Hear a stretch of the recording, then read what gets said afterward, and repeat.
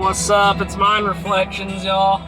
So I just got out of school, and I was thinking today, I sit with some girls at lunch. They're a little younger than me, and I sit with guys that are in my grade on my side, and the girls sit on the other side.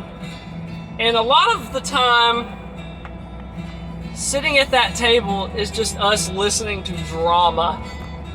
Holy mother of God, it is drama. It's so, dude, it's sickening to hear, because it's all, nasty, crap talking, it's nasty freaking, things itself. Dudes are crazy. Some dudes that go for these girls are, insane, in the things they do, the things they say, the things they send. Bro, it beggars belief. And sometimes it beggars even more belief the way these girls respond and the way they talk about it. Me personally, drama ain't my thing. I mean, it just ain't. There's nothing to it that I like. And nothing to it anybody should like. It is annoying as all hell. Me personally, I'd rather not worry about what a girl thinks of me or what a guy is saying about me or what, anything is. If I was in their shoes, instead of worrying about that, I'd go to the house, pour me up a nice friggin' root beer, and just chill. You know what I mean? Do your homework, read a book, enjoy TV or a game, or go outside. Stay off the damn Snapchat and Instagram and TikTok if it's causing you that shit. Because at the end of the day, all you're doing is wasting your time and life energy, your spiritual energy on stuff that will not serve you.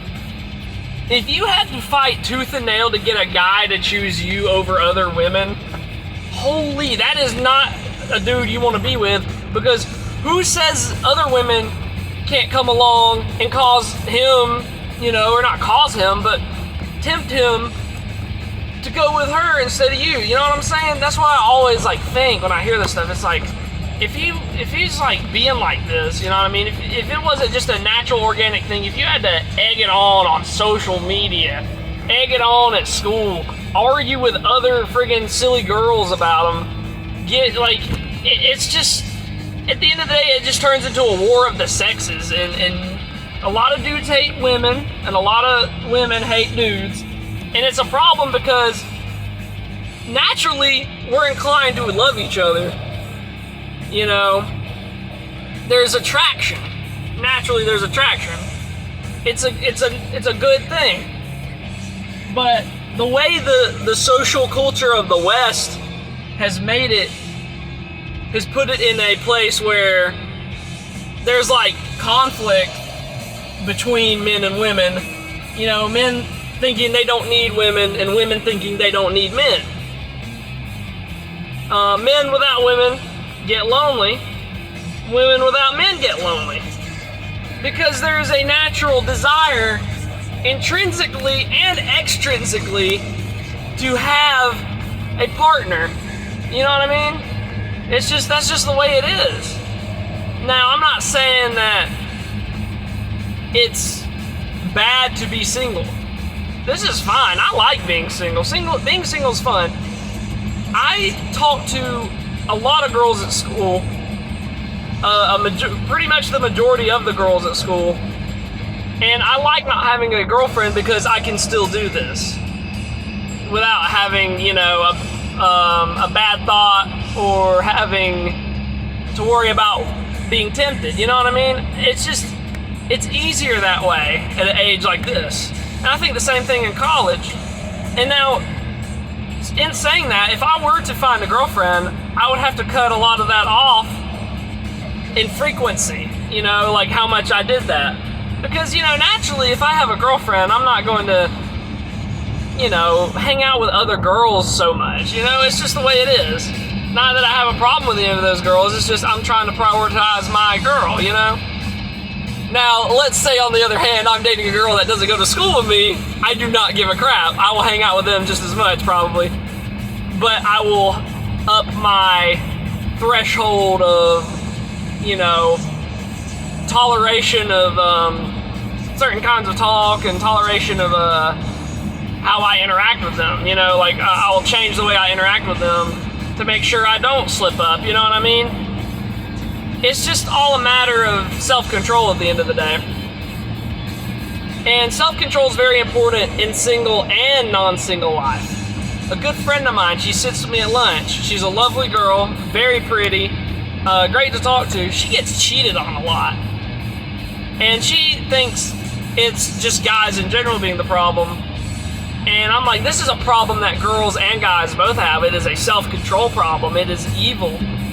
It has taken a lot of joy from people. Because if you look at the self-control is a big part of evil, or the lack of self-control is a big part of evil, because everything in evil, in my eyes, is derived from a form of theft. Murder is the theft of life. Lust is the theft of innocence and theft of privacy. Stealing is the theft of materials that could be necessary for someone to survive, or it could be just something they enjoy having. In this case, a lack of self-control is theft from oneself. Stability, happiness, the ability to cope with things properly. So self-control is very important. And I think if everybody in this generation, society, and world had a better grasp on self-control and looking at themselves from an outside perspective, not necessarily always getting advice, but advice is very important in that, getting different perspectives of you, telling people you want them to be honest about how they view you. That is very important to that would help a lot of people be able to harbor more relationships that are healthy. If everybody was working to make themselves better and not reject the evidence of other people's eyes and ears and their own eyes and ears and mind of themselves. A lot of people are in denial about how they are, and a lot of people just don't give a damn. A lot of people will do messed up crap and they'll just keep going because there's such a neurosis in the Western world and the world in general that you can do what you want, be what you want.